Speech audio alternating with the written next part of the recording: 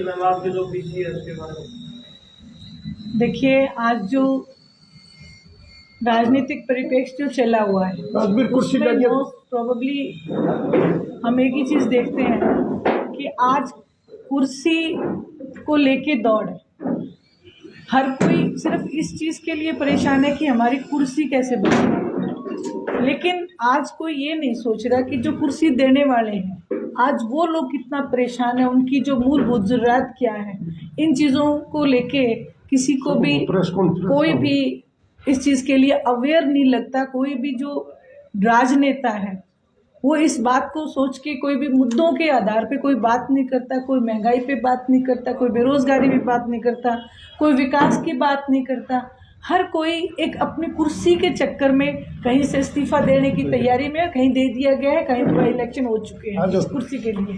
तो इस चीज़ के लिए इंडियन नेशनल लोकदल जो है वो चाहती है कि आज आम जनता की पुकार, आम लोगों की जो ज़रूरत की चीज़ें हैं उनके लिए आवाज़ उठाए, नौजवान बच्चों की बेरोज़गारी के लिए आवाज़ उठाए।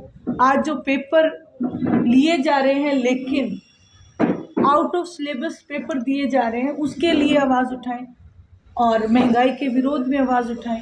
तो इसलिए आज इंडियन नेशनल लोकदल ने एक ये अपना मुद्दा जो है सभी तमाम मुद्दों को लेके आगे बढ़ना चाहती है और इसके लिए हरियाणा प्रदेश की जनता को अवेयर करना चाहती है। कौन कौन से मुद्दे क्लिक कर रहे हैं खास?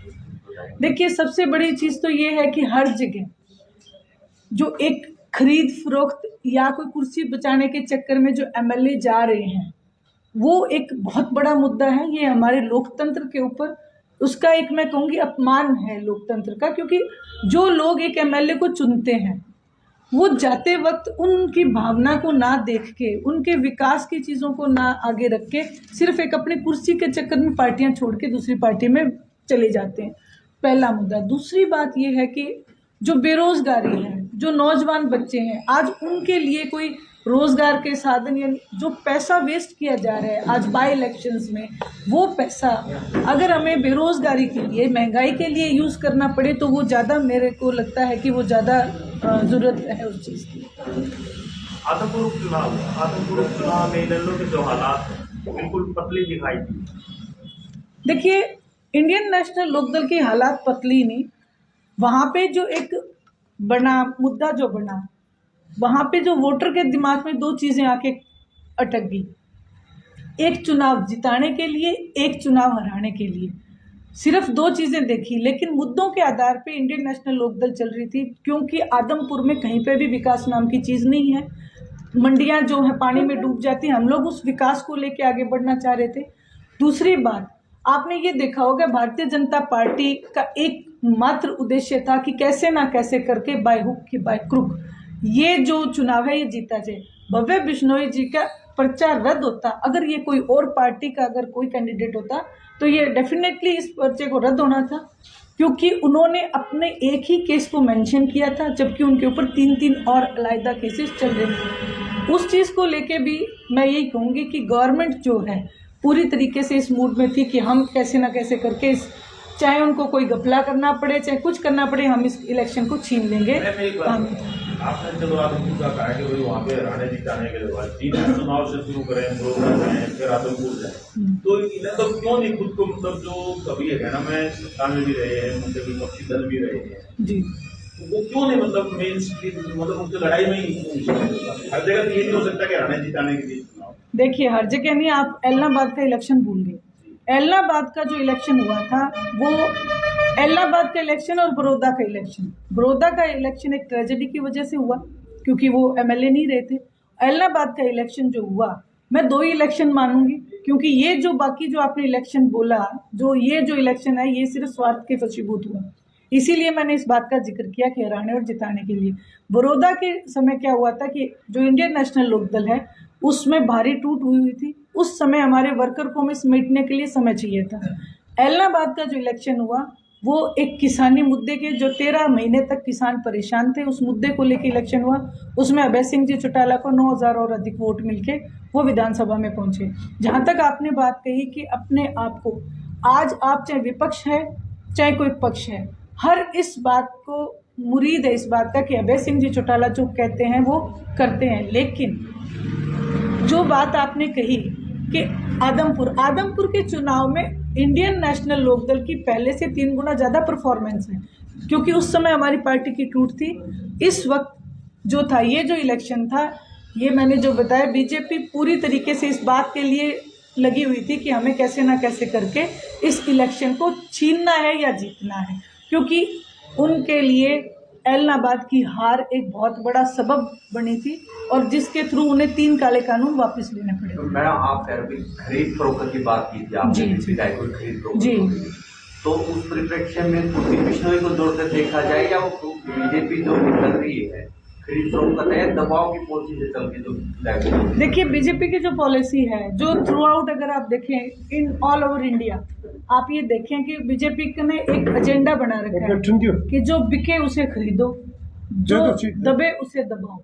भूपेंद्र सिंह जी हुड्डा को ये हमेशा एक, जब भी वो उभरने की कोशिश करते हैं, ये उनको एक जेल का सीन दिखा देते हैं, वो वापस चले जाते हैं। आप मुझे एक बात बताएं, जो आदमपुर का चुनाव है, वो आदमपुर का चुनाव क्या कांग्रेस ने लड़ा? ये क्वेश्चन मार्क है। कांग्रेस ने ये चुनाव नहीं लड़ा, ये सिर्फ एक हुड्डा गुट ने चुनाव लड़ा है। कांग्रेस ने चुनाव ही नहीं लड़ा, क्योंकि यहाँ पे गुटबाजी इतनी ज़्यादा उभर के आ चुकी है। ऐसे में लोगों ने सोचा कि कोई फर्क नहीं पड़ता कि अगर इसको डाल दे। वो चाहते थे, कुछ लोग जो वहाँ पे ये चाहते थे कि भव्य बिश्नोई को कैसे हराएं, और कुछ लोग ये चाहते थे कि भव्य बिश्नोई को कैसे जिताएं, ताकि एक लोगों के दिमाग में एक बात है कि जो मौजूदा गवर्नमेंट है और गवर्नमेंट के साथ अगर जाएंगे तो हो सकता है कल थोड़े मोटे जो हमारे काम है वो हो जाएंगे, जो कि मुझे नहीं लगता कि होंगे, लेकिन फिर भी लोगों की एक उम्मीद होती है और लोगों का जो फैसला है वो मैं यही कहूँगी सर्वमान्य होना चाहिए। और जनता जनार्दन है, जनार्दन नाम भगवान का है, उनका फैसला वो ऊपरी है।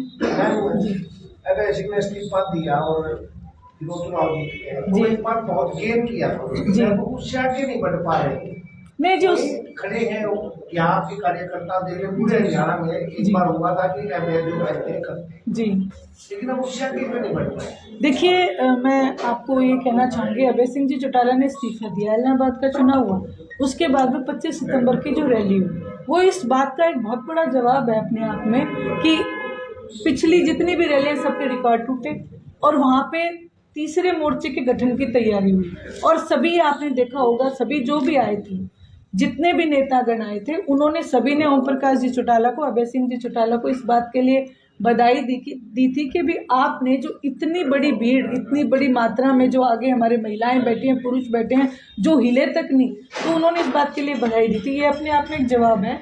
इंडियन नेशनल लोकदल ये नहीं कर रही है, उसके बाद मुझे नहीं लगता कि पीछे मुड़ के हम देखेंगे। मैडम, कई बार जाना से जो राजनीति करते हैं चौधरी वीरेंद्र सिंह जी, वो आपकी रैली में भी आए थे जी, उसमें चर्चा चल रही थी कि ना कि चौधरी साहब का मन इनेलो की तरफ जा रहा है। कुछ ऐसा है भी, चाहे वीरेंद्र सिंह को ले या अदर नेताओं को ले जो बीजेपी में है, वो आपसे संपर्क में आपकी पार्टी है, कुछ ऐसा है? देखिए वो सभी अभय सिंह जी चौटाला के संपर्क में हैं जो भारतीय जनता पार्टी की नीतियों से बहुत ज़्यादा आहत है, वो सभी उनके संपर्क में हैं। और जल्दी इन सब चीज़ों का, क्योंकि 2023 आ चुका है और इन सब चीज़ों का दूध और पानी का पानी जो है सब एक सेपरेट होने वाले हैं, जो हो जाएंगे। और जहाँ तक बात है वीरेंद्र सिंह जी का, तो वो उनका एक अपना, उनकी व्यक्तिगत जो सोच है वो है उनके बारे में मैं कुछ नहीं कह सकती। हाँ, मैं उनका सम्मान करती हूँ क्योंकि वो आदरणीय चौधरी देवीलाल जी का सम्मान करते हैं।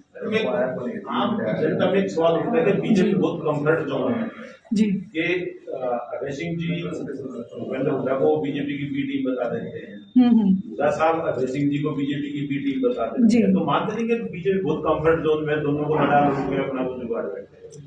देखिए बीजेपी कंफर्ट जोन में अभी गुजरात और हिमाचल के नतीजे आने बाकी, और बीजेपी कंफर्ट जोन में इसलिए है क्योंकि बीजेपी ने एक मुद्दा ले रखा है जात पात पे लड़ाने का। वो इसलिए कंफर्ट जोन में नहीं है कि हुड्डा साहब को या अभय सिंह जी चौटाला, वो जात पात पे लड़ाने के, मैं तो इसीलिए लोगों से हर जगह जाते हुए अपील करती हूँ कि देखो, जो जात पात के ऊपर बीजेपी भारतीय जनता पार्टी लड़ाती है उसमें एक बहुत बड़ा जवाब इंडियन नेशनल लोकदल धरातल पे काम करती है, ये सिर्फ कागजों में काम करते हैं।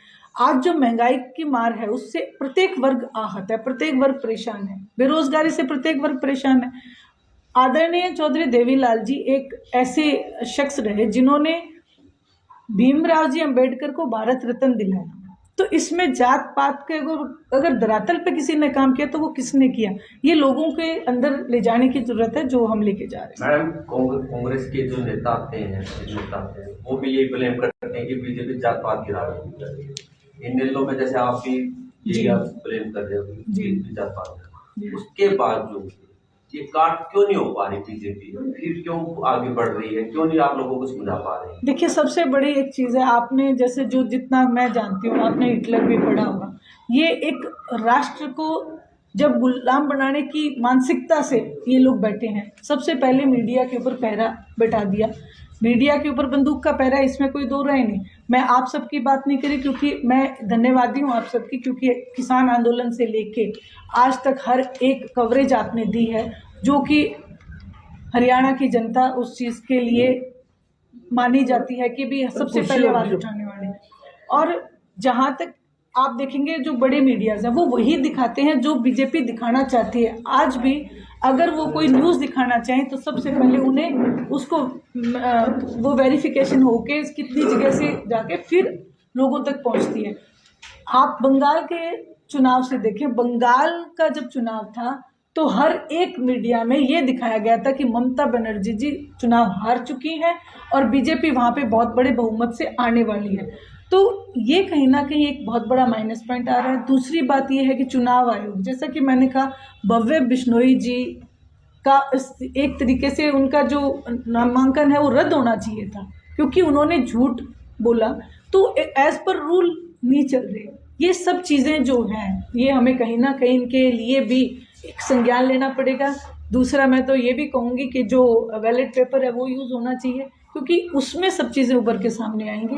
कितनी जगह हमने देखा है कि मशीनों में गड़बड़ है, कितनी जगह पकड़ी भी गई हैं, लेकिन सब चीज़ें मानी नहीं जा रही हैं। और ये सब तमाम चीज़ें हैं जिनको लेके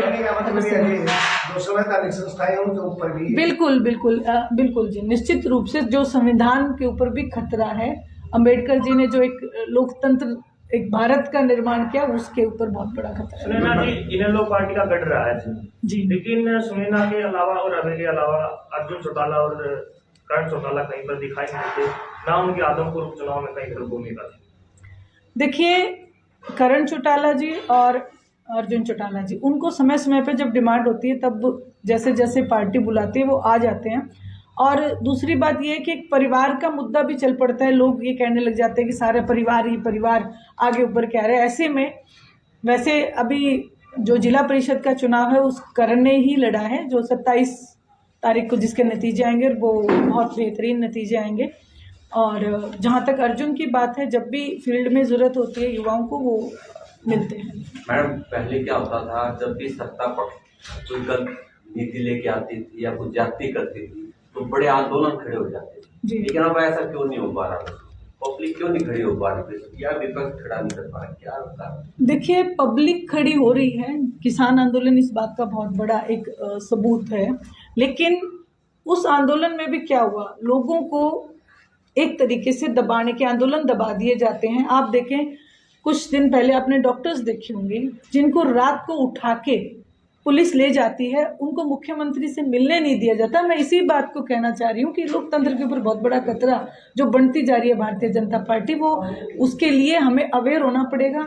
ऐसा ना हो कि हमें स्वतंत्रता आंदोलन जो कई सालों तक लड़ना पड़ा, फिर से ऐसी स्थिति ना आए। इसके लिए हमें कहते हैं कि पानी के आगे फाड़ लगानी पड़ेगी। ये आपको नहीं लगता कि अगर चौटाला परिवार में ये सारी टूट ना होती तो प्रदेश इतना नहीं होगा? निश्चित तौर पे प्रदेश के जो हमारे जो वोटर्स हैं उनके लिए मैं बिल्कुल ये बात कहती हूँ, क्योंकि इंडियन नेशनल लोकदल जैसा मजबूत वोटर किसी के पास नहीं है और मैं उनका सम्मान करती हूँ। लेकिन जो ये फूट की, आज ये देखिए, जिन लोगों ने ये फूट की, आज उनकी स्थिति आप देखें।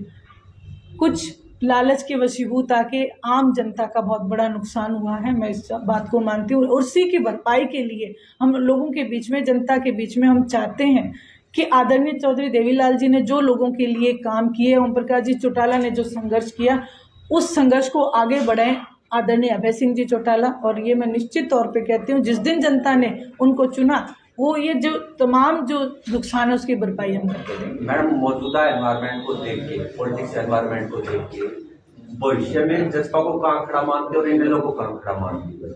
इंडियन नेशनल लोकदल मजबूत थी, मजबूत है और मजबूत रहेगी।